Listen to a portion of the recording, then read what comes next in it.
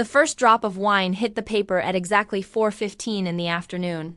Asterisk, I remember the time because I glanced at the clock without meaning to. The way your eyes sometimes latch onto pointless details right before something terrible happens, like your mind is trying to anchor itself before the ground shifts. Asterisk. My sister Jessica didn't trip. She didn't lose her balance. She didn't even pretend it was an accident. She poured it. She stood there looming over my 6-year-old son, Jacob, tilting her glass of Pinot Noir with a lazy, practiced wrist. There was nothing dramatic about it. That was the worst part. It wasn't anger. It wasn't impulse. It was boredom. Jacob had been sitting at the far end of the table, his feet not quite touching the floor, his shoulders hunched forward in that way kids do when they're deeply focused. For 3 days he had worked on that watercolor painting. 3 full afternoons at the cabin, tongue poking out in concentration, tiny fingers stained blue and green. It was a landscape, the lake behind the cabin. Asterisk, the tall pine trees reflected. In the water. Asterisk, a crooked little dock that didn't quite line up. But he'd been so proud of it. Asterisk, it's for Grandpa, he had whispered to me earlier. Like it was a secret too precious to say out loud. Asterisk, and now the red wine spread across the page like a wound. Asterisk, it bled into the blue sky first, turning it purple, then brown. The paper curled instantly, warping under the weight of the liquid. The edges softened and buckled, the careful brushstrokes dissolving into muddy streaks. Asterisk, Jacob didn't react right away. Neither did I. He needs to learn that the world doesn't care about his little doodles, Jessica said. Asterisk, her voice was slightly slurred, but steady, confident, like she was delivering a fact everyone already knew. Asterisk, it's taking up space on the table, she continued, tipping the glass a little more, watching the wine soak through the paper and pool on the wood beneath. Asterisk, and honestly, she added, he needs to toughen up. Asterisk, she finished the glass, set it down directly on the ruined painting with a wet, final thud and leaned back in her chair. Then she looked around the room. She was smiling. Asterisk, not a wide smile. Not a grin. Just that familiar tight smirk, the one that had ruled every room she'd ever walked into. The one that said, I dare you to challenge me. My Uncle Mark laughed first. It was loud and sudden, the kind of laugh meant to break tension, except there was no tension for him. He slapped his knee like he'd just heard a great joke. Asterisk, that's a $50 lesson right there. Kid, he said. Asterisk, toughen up or get eaten. The sound rippled outward, a few chuckles, a snort from the couch.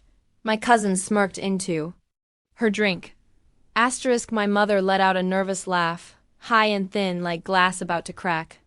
Asterisk, oh, Jessica, she said softly, you're terrible. But she was smiling too. Jacob still hadn't moved. Asterisk, his hands hovered above the table, fingers slightly curled, like his brain hadn't caught up to what his eyes were seeing. His painting was gone. Not torn, not crumpled, dissolved. His shoulders began to shake. Asterisk, not big sobs. Just tiny tremors, like his body was vibrating on a frequency only he could feel. His face turned blotchy red, the color creeping up from his neck to his ears. Asterisk, but he didn't cry. He didn't make a sound. He bit his lip so hard it turned white, his jaw locking in place as if holding everything inside required physical force. His body folded inward, compressing itself into the chair, trying to take up less space. Asterisk, I realized then he wasn't waiting for comfort. Asterisk, he was waiting for invisibility.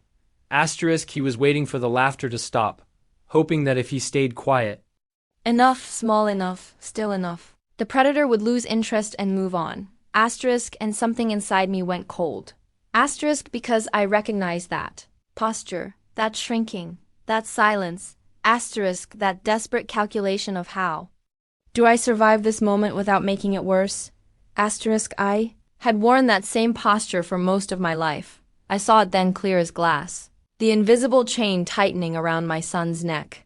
Asterisk, the same chain that had been wrapped around mine for 29 years. The chain that taught me how to be agreeable. How to be convenient. Asterisk, how to swallow anger so I wouldn't disturb the peace. The chain that taught me my pain was an inconvenience. That my job was to make sure no one else felt uncomfortable, even if it meant erasing myself. Jacob was learning the lesson in real time. He was learning that his hurt was funny. Asterisk that. His effort didn't matter. Asterisk that the people who were supposed to protect him would laugh instead. He was learning how to disappear, and I understood with sickening clarity that I wasn't just watching my son being bullied. Asterisk I was watching him inherit my trauma. Asterisk I was watching the legacy pass from my body into his. Asterisk if I did nothing, if I stayed quiet, if I smoothed this over like I'd been trained to, he would grow up apologizing for existing. He would become the adult who flinched at raised voices, who froze under ridicule, who learned too late that silence doesn't buy safety. Asterisk I felt the realization hit me like a physical blow, sharp and cold, settling in my chest. Asterisk I looked at my father. Asterisk David sat at the head of the table, his posture rigid, his hands folded around an empty plate. His face was unreadable to anyone who didn't know him well. Asterisk but I knew him. Asterisk I saw the way his knuckles had gone white around his fork. Asterisk the way his jaw twitched. Just once. Asterisk the way his eyes stayed fixed on the table like he was afraid of what would happen if he looked up. The air in the cabin thickened. It wasn't loud anymore. It was heavy, electric, pressurized with decades of things that had never been said. Asterisk I didn't scream. I didn't rush to wipe up the wine. I didn't ask for a towel. I stood up. The chair scraped violently against the wooden floor. The sound, harsh and ugly, cutting straight through the remaining laughter. Every head turned. Asterisk I walked around the table slowly, deliberately, and placed myself between Jessica and my son. Asterisk my body became a wall. Asterisk I didn't look down at the ruined painting. I didn't look at the wine. I looked at her. Asterisk, and for the first time in my life, I didn't feel the instinct to fix anything. Asterisk I didn't feel the urge to soften my words. Asterisk I didn't feel responsible for anyone else's comfort. Asterisk what I felt instead was clarity, cold, clean, final, like a bridge burning behind me. Asterisk and I knew whatever happened next. There was no going back. I stood there between my sister and my son, my back straight, my hands relaxed at my sides, not clenched, not shaking. That surprised me the most. For once my body wasn't bracing for impact. Jessica raised an eyebrow, clearly amused. Asterisk, oh Sarah, she said, dragging my name out like it tasted bad. Relax, you're acting like I killed someone. Her eyes flicked past me, down to Jacob, still frozen in his chair. He needs to learn, she continued. Life's not going to protect his little feelings. I didn't move. I didn't. Step aside. You enjoyed that, I said. My voice sounded strange to my own ears. Not loud, not angry. Flat, precise. The room shifted. Jessica blinked once, thrown off just enough to notice. Asterisk. Enjoyed what? She scoffed. Asterisk. You enjoyed watching a 6-year-old create something, I said, holding her gaze. Asterisk. And you enjoyed destroying it. She laughed, a short, dismissive sound, already reaching for the bottle again. Oh my God, it's paper. It's not a masterpiece. I did him a favor. Now he can learn to do something useful instead of making messes. Useful, I repeated. The word sat in the air like a challenge. Jessica's glass froze halfway to her mouth. My mother gasped softly. I didn't blink. I wasn't negotiating anymore. Asterisk before Jessica could recover. My mother rushed forward, but not toward Jacob. Asterisk she grabbed a fistful of napkins and dropped to the table, scrubbing frantically at the wine-soaked wood. Asterisk. Oh, Jessica, you're so clumsy, she chirped, her voice tight and brittle. Asterisk. Sarah. Don't make that face. It was an accident. She scrubbed it harder. We'll buy him a coloring book, she added quickly. A really nice one, with stickers. Asterisk she looked up at us, smiling too wide, eyes darting between faces like she was trying to manage a hostage situation. Asterisk. Let's just have a nice dinner, okay?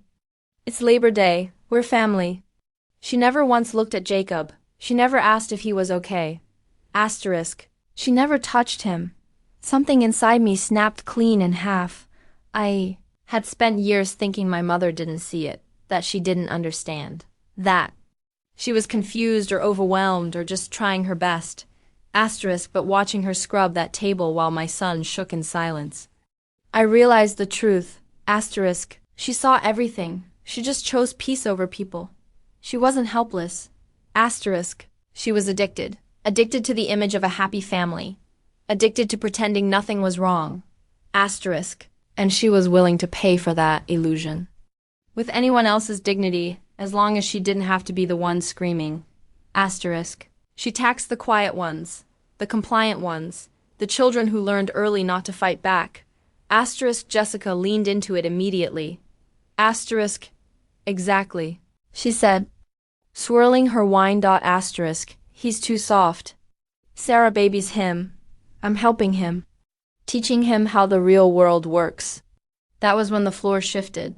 My father stood up, not quickly, slowly, heavily, like an old structure, finally giving way after decades of hidden stress fractures. The chair legs groaned against the floor as he pushed back. Every sound in the room seemed to dull around him. He didn't look at Jessica first. He looked at my mother. You wiped the table, he said. His voice was low, calm, dangerous. You didn't check on the boy. My mother froze, a wine-soaked napkin clenched in her hand. David, stop, she whispered. I'm just trying to... You're trying to keep the peace. He interrupted, paused. But there is no peace, Susan. There's just silence. The words landed heavy. He reached up to his left hand and twisted his wedding band. It didn't slide off easily. He worked it slowly, soapless skin pulling tight, his jaw clenched as the metal resisted. When it finally slipped free with a soft, wet pop, my stomach turned. 40 years of marriage lay in that ring. He walked back to the table and held it over Jacob's ruined painting. Then he dropped it. It landed in the puddle of wine with a dull splash. Red droplets spotting the white tablecloth. I'm done keeping your peace. He said ... and I'm done protecting you. No one laughed. No one spoke. The silence wasn't quiet. It was hollow. Like all the air had been sucked out of the room. Jessica tried to scoff, but the sound caught in her throat. Dad, what are you doing? She said, you're being dramatic. He ignored her. He walked to the corner of the room, unzipped his travel bag, and pulled out a thick black leather-bound notebook. The spine was cracked, the edges worn. This wasn't new. He placed it on the table with a heavy thud. I've been a structural engineer for 40 years. He said, my job is to track stress fractures, to find the cracks before buildings collapse. He opened the ledger. Neat handwriting filled the pages. Dates, numbers, columns aligned with obsessive precision. I track failures, he continued. And I started tracking this family years ago. Jessica crossed her arms. This is ridiculous, she muttered. Is this an audit now? You asked me for $5,000 3 years ago. My father said, running a finger down the page. You said your influencer career was taking off. Jessica rolled her eyes. And I paid you back. Mostly. You didn't pay back a dime, he replied calmly. But that's not the point. He turned the page. I tracked everything. Every emergency. Every grocery run. Every home repair that never happened. My mother's breathing turned shallow. I hired a forensic accountant, he said, to see where the money actually went. My mother made a strangled sound and reached for him. David, please, she whispered. Not in front of everyone. Everyone needs to know, he said. His eyes lifted straight to me. Because everyone has been laughing at Sarah. And now they're laughing at Jacob. He swallowed. They aren't weak. They're the ones paying the bill. He turned the page. Taped to the paper was a police report. The room spun. 3 years ago. He said, Jessica drove home drunk. She hit a parked car. Then she hit a 19-year-old girl walking her dog. I gasped. The memory slammed into place. That month Jessica had been traveling. My mother had said she was finding herself in Europe. She fled the scene, my father continued. My mother collapsed into sobs. Asterisk. You took our retirement money, he said, voice breaking now. Asterisk. $174,000. He slammed the book shut. You buried her crime. And then you let her mock a child for painting. Asterisk. Jessica looked smaller now. Pale, her mouth opening and closing, no words coming out. You aren't powerful, my father said. You're a liability. He slid a document across the table. This cabin is in my name. You have 1 hour to leave. Jessica's phone buzzed. She unlocked it, her face drained of color. It's declined, she whispered, and there it was. The illusion shattered. Her power had never been real. It was rented. Asterisk, and the lease was over. The silence after my father's words didn't feel empty. It felt pressurized, like the air itself was waiting to see who would crack first. Asterisk. My mother stood frozen beside the table, a wad of ruined napkins clenched in her fist, wine dripping slowly onto the floor. Her mouth opened once, then closed again. Whatever script she had relied on for decades keep smiling. Smooth it over. Pretend it's fine had finally failed her. Jessica was the first to try and recover. She laughed. Asterisk. Not because anything was funny, but because laughter had always worked before. It had always redirected the room, restored her position, reminded everyone who held the power. Asterisk. Dad, she said, shaking her head. Are you senile? This is insane. Her eyes darted briefly to the ledger, then away again. It's a painting, she continued, louder now. You're going to destroy your marriage over a $5 watercolor set? That's pathetic. My father didn't look at her. That terrified her. Asterisk. He turned the ledger back toward himself, slow and deliberate, as if he had all the time in the world. Asterisk. I'm not doing this over a painting, he said. Asterisk. I'm doing this because the painting showed me something I can't ignore anymore. He looked at Jacob. My son flinched instinctively, then froze, bracing. My father's expression softened. You didn't cry, he said gently. Do you know why? Jacob shook his head, barely perceptible. Because you learned it wasn't safe, my father said. And that should never happen in a family. Asterisk. Something broke in my chest then. But I didn't look away. My father turned back to the table. To understand this, he said, you need context. He opened the ledger again. I started writing things down 15 years ago, he continued. At first, it was just numbers, transfers, withdrawals. He traced a finger down a column. Then I noticed patterns. He flipped the page. Money disappeared when Jessica needed it. Asterisk. Money disappeared when Susan said there was an emergency. Asterisk. Money disappeared when silence needed to be purchased. My mother let out a sob and sank into a chair. David, please, she whispered. You're misremembering. Asterisk. No, he replied. I was documenting. He turned the ledger toward the room. 3 years ago, he said. The night of the Labor Day party we didn't attend, you said you were sick. My mother's head snapped up. That was nothing, she said quickly. Just a stomach bug. Asterisk. That was the night Jessica hit a girl with her car. My father said. The words hit the room like a physical blow. I felt my stomach drop. My vision narrowing. Asterisk. She drove drunk, he continued. She hit a parked car first.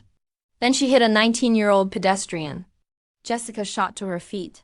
That's a lie, she snapped. You're insane. She didn't stop, my father said. Jessica's mouth opened. Asterisk. No sound came. Out. She fled, he finished. My mother broke completely then. Asterisk. She folded forward, sobbing into her hands, rocking as if motion alone could undo the moment. Asterisk. You took our retirement savings, my father said to her. $174,000. His voice cracked, not with weakness, but with rage held too long. You paid lawyers. You paid settlements. You paid for silence. He closed the ledger. The sound echoed like a gunshot. Asterisk. And then, he said quietly, you let her sit at this table and humiliate a child. Jessica's bravado collapsed in real time. Her shoulders slumped. Her skin went pale, almost gray. Asterisk. She looked around the room. Searching for an ally. My uncle Mark stared at the floor. My cousin suddenly found her phone fascinating. Asterisk. No one met her eyes. Asterisk. You think you're powerful, my father said. But you aren't. He reached into the back of the ledger and pulled out a folded document. He laid it on the table, next to the wedding ring. Next to the ruin painting. Asterisk. This cabin, he said, is mine. Jessica laughed weakly. You can't kick us. Ouch, she said. It's pouring rain. You have 1 hour, he replied. My mother looked up, panic flooding her face. Asterisk. Where will I go? She wailed. Asterisk. I don't know, my father said. Maybe stay with the daughter you invested everything in. Jessica pulled out her phone. Her fingers moved fast, too fast. Asterisk. She tapped into her banking app. Once. Twice. Her face crumpled. It's declined, she whispered. And that was it. That was the moment the illusion died. Her confidence, her arrogance, her identity. All of it had been funded, rented. And now the landlord had changed the locks. Asterisk. You froze the accounts? She asked, her voice shaking. Asterisk. Yes, my father said. 10 minutes ago. You can't do that, she cried. I already did, he replied. She looked at me then. For the first time in my life, she looked small. Asterisk. Sarah, she pleaded. Tell him he's wrong. I looked at my son. I looked at the wine-stained painting. I looked at the chain that would never reach him now. You should hurry, I said. Asterisk. Traffic's going to be terrible. The door opened. The storm outside roared in. Asterisk. And the rain ended. 6 months later, the light in the new apartment felt different. Not brighter, just honest. It came in clean through the wide windows, spilling across pale walls and bare floors without asking permission. There were no shadows clinging to corners, no heavy yellow glow trying to soften something rotten underneath. The air didn't feel watched here. It didn't feel like it was waiting for someone to explode. It was quiet, not the tense, performative silence of the cabin, not the kind that demanded compliance. This was the kind of quiet that let your shoulders drop, without realizing they'd been raised for years. Asterisk. The apartment was smaller than the house my father had lived in for 4 decades. Fewer rooms, fewer doors to close. But nothing creaked with resentment. Nothing felt like it was holding secrets. Asterisk. I sat on the floor, my back against the wall, watching them. Asterisk. My father knelt beside Jacob on a drop cloth spread across the living room floor. Both of them were dusted with sawdust, the fine pale particles clinging to their hair and sleeves. A small miter box sat between them, clamped down on a piece of pine wood.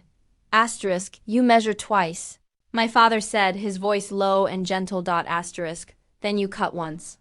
Jacob nodded seriously, his tongue poking out of the corner of his mouth as he lined up the saw. Like this, Grandpa?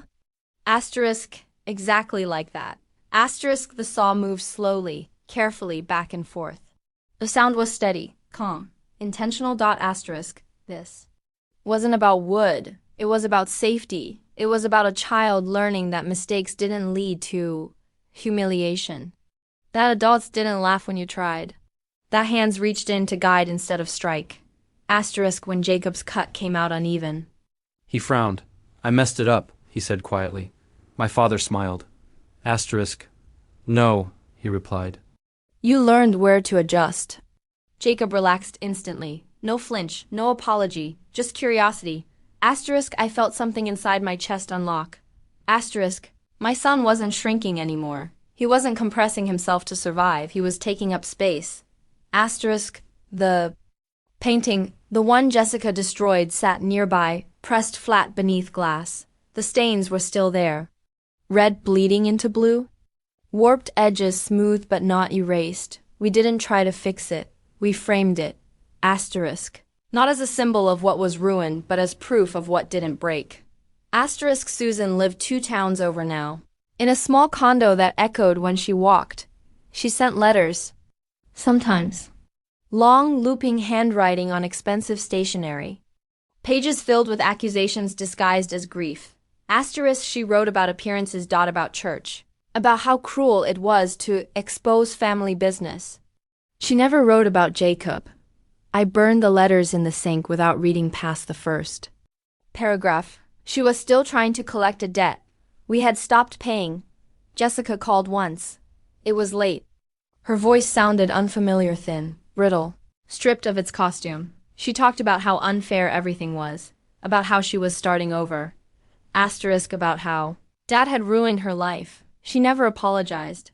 I hung up. The fraud investigation had triggered a tax audit. The brand partnerships disappeared. The followers evaporated. Without the constant infusion of money, her world collapsed inward. She sold her car. She moved into a studio apartment. She started working retail at a mall kiosk selling phone cases. For the first time in her life, there was no safety net. And the fall was hard. My father never asked me to forgive her. He never asked me to understand. He only apologized once. I should have broken it sooner, he said quietly, watching Jacob sand the wood smooth. I thought endurance was strength. He was wrong. Strength was this. A small apartment. A framed painting. Child who laughed when glue spilled on the floor because he knew no one would scream. We didn't save the family.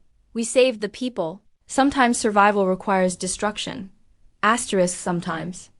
The structure is the danger. We burned it down. And for the first time, we were free. If you've ever had to break a bond to save yourself, type freedom in the comments. You're not alone.